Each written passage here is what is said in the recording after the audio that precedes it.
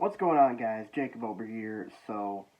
Welcome to episode 1 of BrewTalk. I really wanted to restart this series. Of course, long-timers who have been subscribed for a long time to this channel know what I'm talking about. BrewTalk is a web series where I talk about the Brewers at the end of every single week. I recap kind of what happened in the previous week of Brewers baseball, and I decided to wait until the second week was over, since the first week of Brewers baseball started kind of midweek. But the Brewers are over 500 for the first time since 2019. They beat the St. Louis Cardinals today 9-3, and the biggest story through the first 2 weeks of baseball for the Brewers is their pitching staff. Corbin Burnes especially, Brandon Woodruff as well. Corbin Burnes actually had 2 starts in which he went to the 6th inning carrying a no-hitter.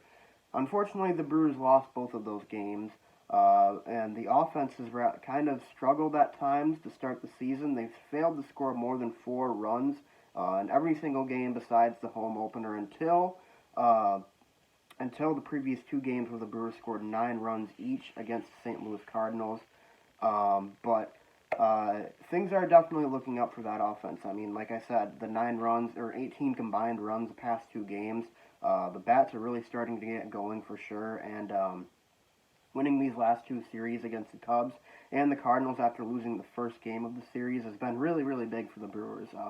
They were faced with a very difficult schedule to start the season, and the schedule is unfortunately not going to get much easier, but winning those 2 series against division opponents is going to be really, really big. And of course, they play the Cubs tomorrow as well. They start a 3-game series at home against them, so that's going to be once again a huge series for the Brewers early on in the season. But Corbin Burnes, though, like I was saying, 0.73 ERA. Like I said, he had the no-hitter, twice carried into the 6th inning.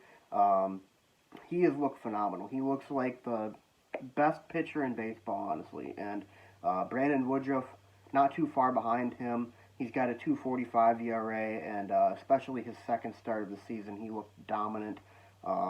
His first start on opening day was a little bit shaky. He had 3 runs in 4 innings, but he really recovered with that second start of the season. I think he went, I want to say, 6 or 7 scoreless.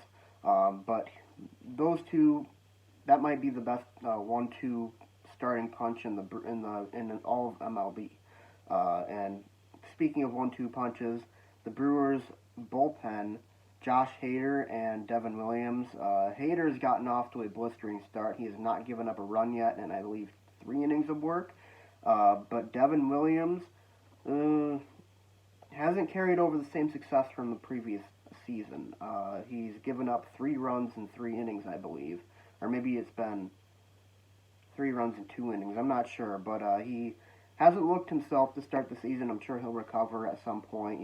Being a reliever, you don't really get an opportunity to go out there every few days like some of the starting pitchers do. You might have more than a few days between your appearances on the mound, and he has looked a little bit rusty to start the season. I don't anticipate anything, major going on. I really feel like he's going to rebound, and he'll end up being, once again, one of the best relievers in baseball. But it has been a rough start for him, and that's really the only part of the pitching staff that's been really struggling outside of, Josh Lindblom.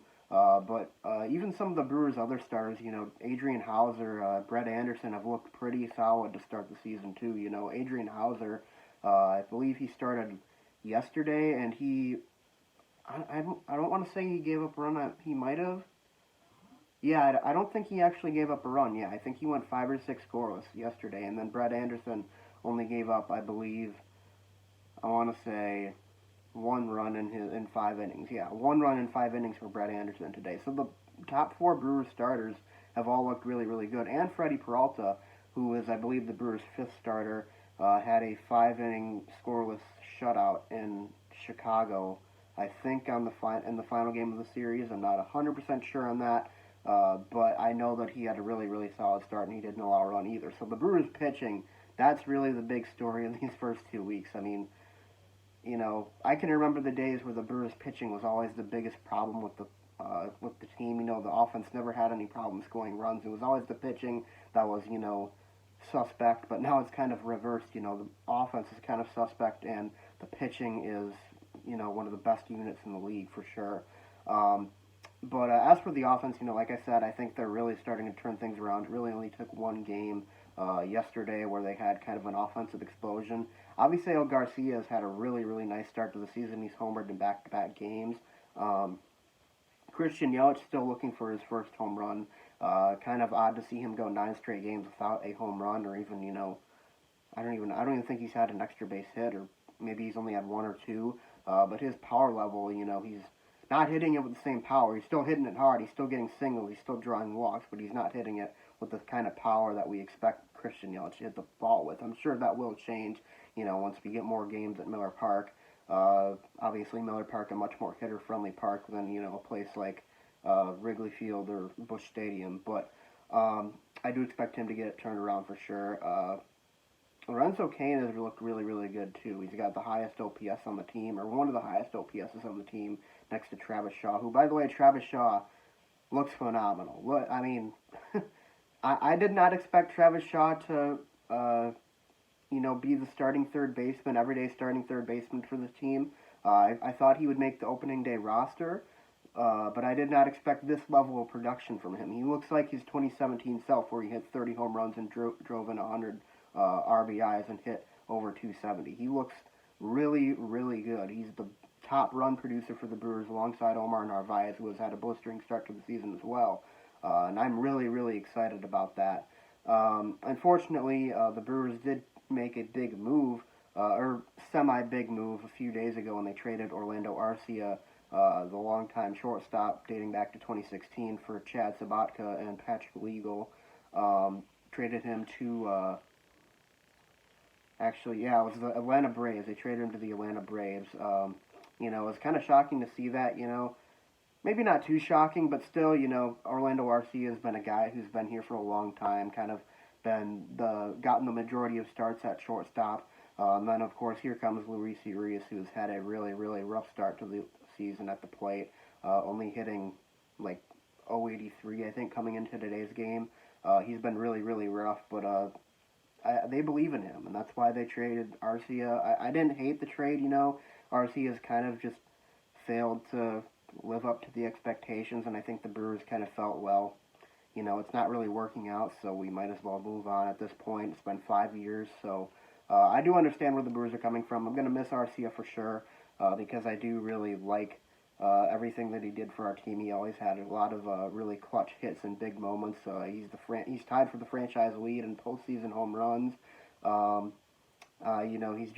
He's always been there. He's always been super energetic. He's always been, a really great clubhouse guy for sure. So I'm gonna miss him, but there comes a point where it's like, okay, you're not hitting, you're not living up to the expectations that we want you to, and we think we found a good deal in place to, add something to the team. So off you go. So that's kind of the lowdown on the trade there. I know I didn't really make a video on it. I was pretty busy this past week, so I do apologize for that. But Luis Urias, not had a great start to the season as a Brewer, but I'm sure he will eventually turn it around at some point. And speaking of the infield, Colton Wong's been really solid at second base. Of course, he has an oblique strain. He's going to be on the 10-day DL starting yesterday, I believe. And then Keston Hiura has been a mixed bag so far. He has had a lot of defensive miscues. He has started really rough at the plate. But the past game, yesterday's game, he really turned it around. He hit like 100 miles an hour off the bat, each one of his hits. And a few of them were lineouts, but he had a 3-run home run as well. So he really looks like he's turning things around for sure at the plate. And I'm really, really excited to see him back into his actual form, pre-2020, back in 2019 when he had those 19 home runs in 84 games. So that's pretty much the lowdown on the Brewers so far through the first 2 weeks. It's been a really up and down kind of roller coaster ride. But right now, I really feel like the Brewers are kind of finding their stride, especially offensively, and that's really the key for this team because their pitching, I think, is going to be dominant throughout the season.